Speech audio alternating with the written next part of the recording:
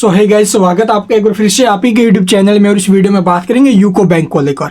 UCO bank आप लोग देखोगे 36% अपने बाउंड वीक हाई से हमें गिरावट में दिखाई दे रहे हैं और 2% की तेजी प्रीवियस ट्रेडिंग सेशन के दौरान हमें स्टॉक में देखने को मिली थी। तो ये जो 36% स्टॉक टूटा हुआ, क्या इसमें रिकवरी बन सकती है या फिर स्टॉक में अभी और गिरावट आ सकती है, आगे के कैसे क्या लेवल रहने वाले, तो भी इस वीडियो में आपके जितने भी डाउट्स है इस शेयर को लेकर के वो क्लियर करने की कोशिश करेंगे। बिकॉज कल के दिन मार्केट बंद होने के बाद कंपनी ने अपने Q3 के जो बिजनेस अपडेट है या फिर Q3 के जो आंकड़े हैं वो पब्लिश किए हैं भाई।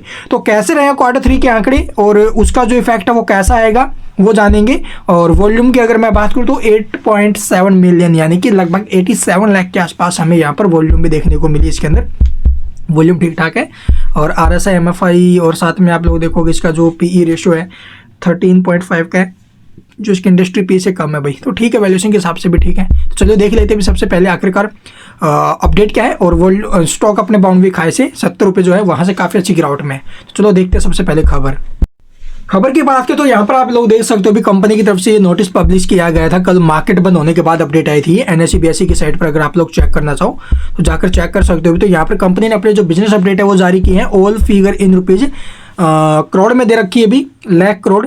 और इसको हम जो डिस्कस करेंगे, यानी कि ये जो 4.35 लाख करोड़ है ये, ठीक है, लाख करोड़ में दे रखा डाटा। तो चलिए देखते हैं करंट क्वार्टर की अगर मैं बात करूँ तो वो यहाँ पर आपको देखने को मिलेगा। ये करंट क्वार्टर है, ठीक है, और ये आपको प्रीवियस क्वार्टर देखने को मिल रहा है और ये आपको मार्च क्वार्टर देखने को मिल रहा है भाई।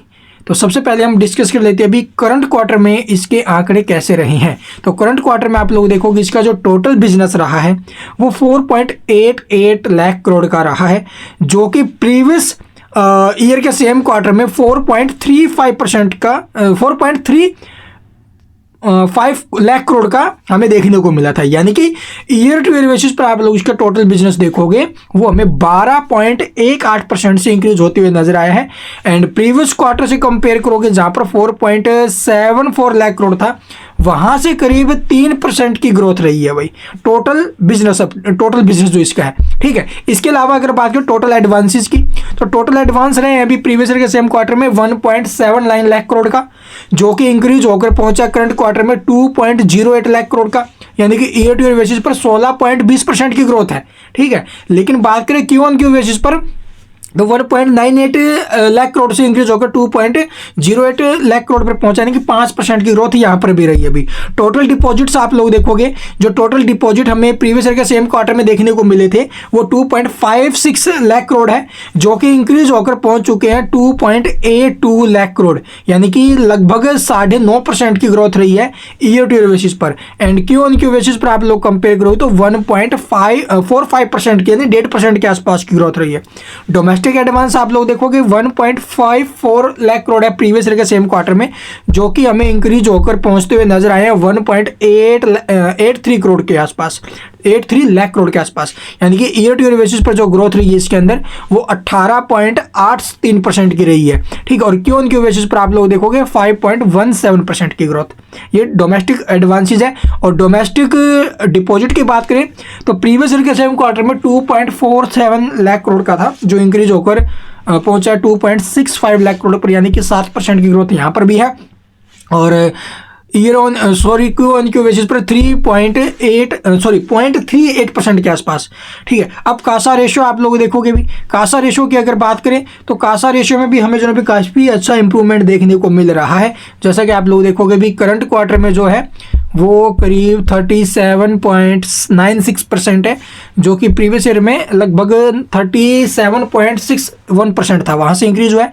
And Q on Q basis पर डिक्रीज हुआ है भाई, ठीक है। इसके अलावा आप लोग देखोगे CD रेशो, ठीक है, जो क्रेडिट रेशो है वो यहाँ पर आप लोग देख सकते हो भी, क्रेडिट डिपॉजिट जो भी है CD रेशो है वो 69.93% का रहा है, जो कि इंक्रीज हुआ है 74.55% पर। And Q on Q basis पर भी इंक्रीज हुआ है। तो काफ़ी अच्छे डाटा आए हैं अभी, काफ़ी अच्छे आंकड़े हैं। जैसे बैंक ऑफ महाराष्ट्र एक ज़बरदस्त ओपनिंग लेते हुए नजर आया था कल के दिन, आपने देखा होगा। इसी प्रकार से मंडे के दिन इस स्टॉक के प्राइस में भी हमें एक गैप अप ओपनिंग देखने को मिल सकती है। वो गैप अप ओपन तो हो जाए, लेकिन कहाँ तक टिकेगा ये मैं नहीं कह सकता अभी। चलिए वो एक बार चार्ट इसका देखते हैं।